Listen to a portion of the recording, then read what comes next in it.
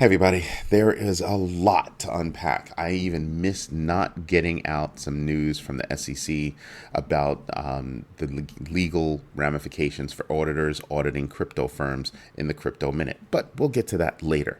Let's start with the Bank of Japan. Bank of Japan is looking to possibly alter their yield curve policy. That's actually big because if they were to do that, that could have a ripple effect around the world and seriously jumpstart all kinds of bad things. We'll see what happens with that. But so far, the Dow, as I look at it, the implied open is about 108.28. As you might think, that could also have a really bad effect on crypto, which leads me to another story that I pay attention to, is the fact that Cathie Wood had literally just stated a little while ago that, listen, a monetary revolution is going to be ushered in by Bitcoin. Bitcoin represents that monetary revolution. And the proof that she brought to the table, which we all saw, is the fact that Bitcoin survived while the banking industry was tanking. Even with news this week of PacWest, being bought out, for lack of a better term, instead of using the word failure, didn't really shake the crypto, shake Bitcoin all that much. So that's a big deal. So when I listen to what she says and I look at the facts, it's kind of like, oh, well, Bitcoin is a place for store value.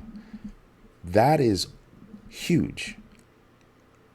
While the banking sector was tanking, Bitcoin tanked all the way down. It was already at 19,000 and then shot up to 30,000, which is round about where we are now, 29, 30,000.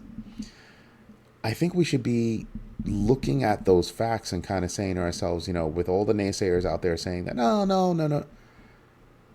The numbers are not lying. The numbers are not lying.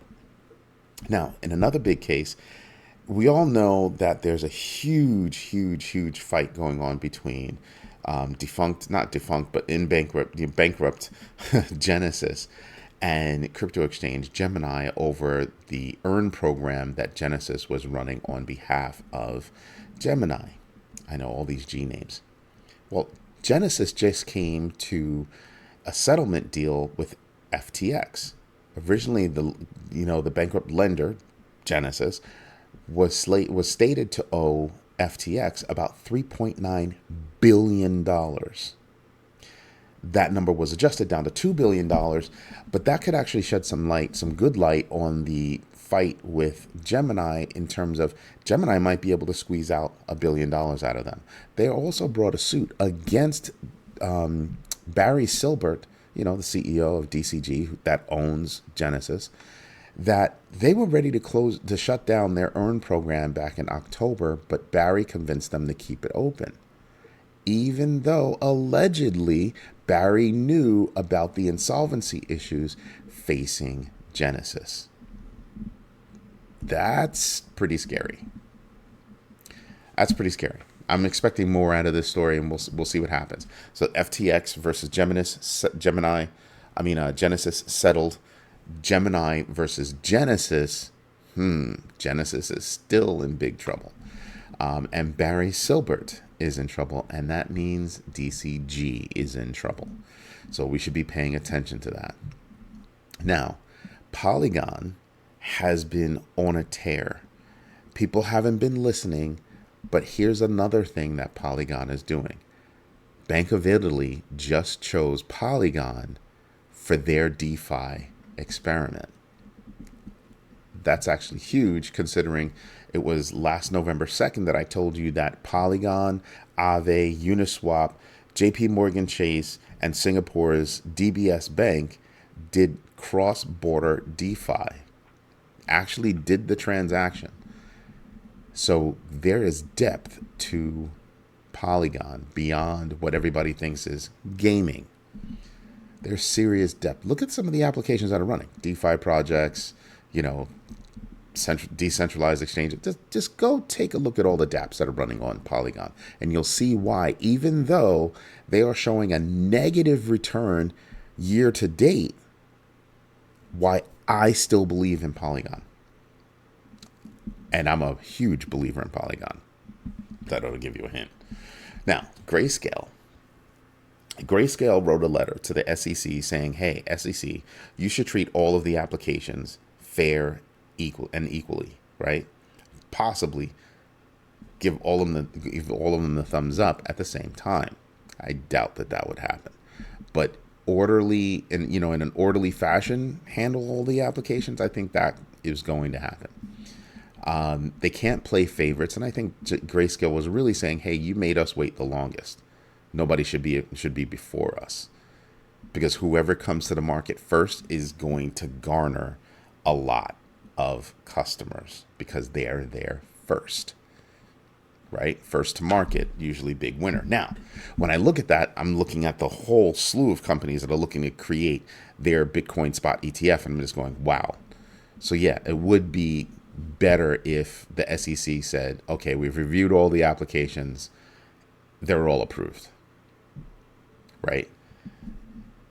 And only, say no to the ones that are actually missing something. But right at this point, I don't know that anybody's missing anything. So I think they're going to be hard pressed to actually tell anybody no, and that would be dangerous.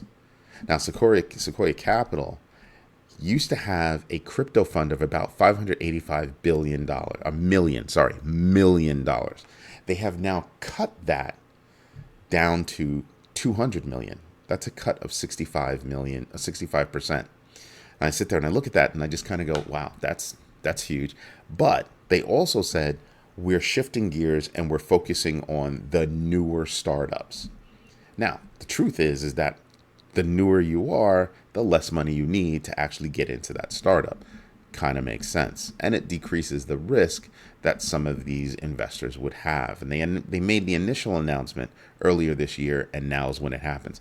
Now do you see why I believe that there is a 2 or 3 foot drop on news? You get the initial announcement, you get the action, you get the results of the action sometimes.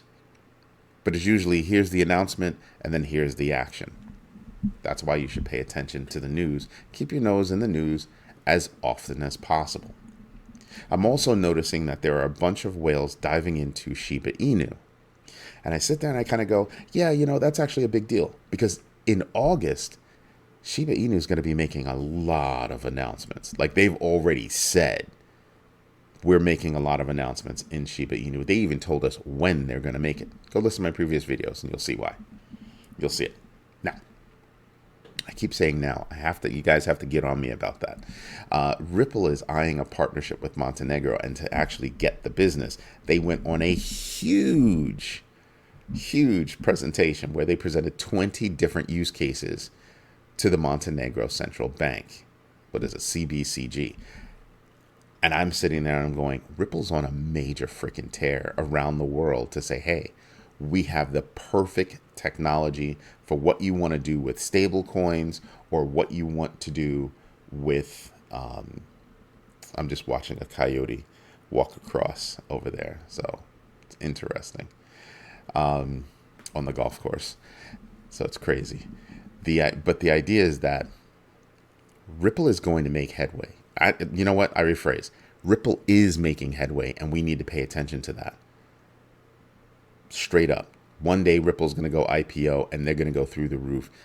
XRP is already set to go through the roof.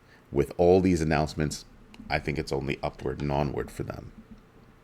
The SEC, that last little bit that I did not make in the crypto minute, was too much. Couldn't get there. Is emphasizing to auditors that are auditing crypto firms about best practices, looking at things like how these crypto firms are onboarding new clients. And they're saying, if you see something, you better say something, because if not, there are going to be huge ramifications from it, big consequences. Again, fear versus, hey, let us help you out. Let us lay this out for you so you understand how to move forward. They always want to be difficult. Anyway, you know what we should do? We should get into the numbers. And for once, I actually have the big board up. Surprise, surprise. So, Right now, what we're looking at is Bitcoin at 29,230, still low, and it's not at the 3,000 I want it to have, which 30,000 has established itself as the new ceiling. Ethereum 1867, again 1900 seems to be the ceiling. XRP down to 71 cents, but then I kind of go, but year to date it's kind of up. Can't be mad at that. I'm really upset still over Matic, but I think Matic's about to change with their whole 2.0 upgrade, name change from Matic to Pol, and all of the features that come with that 2.0 upgrade. I think Polygon is ready to explode. They're right there. They're right there. You know, looking at all the numbers across the board, you can see, everybody's down at the moment. And it sucks, but everybody's down. Look at this. Litecoin is at 0. 0 is basically unchanged. That's crazy. Same thing for Polkadot. A lot of these coins are teetering on not doing anything, except you do see a little bit of growth from Stellar, which is up 127% for the year, 2% for the day, or 2% for the hour, and 1.11% for the day. And I'm sitting back and I didn't realize how high that had gone just in the past 30 days. Look at that, 62.41%. Now, again, I told you before that when I first got into this, there was Bitcoin, Ethereum, XRP, and Stellar on my list.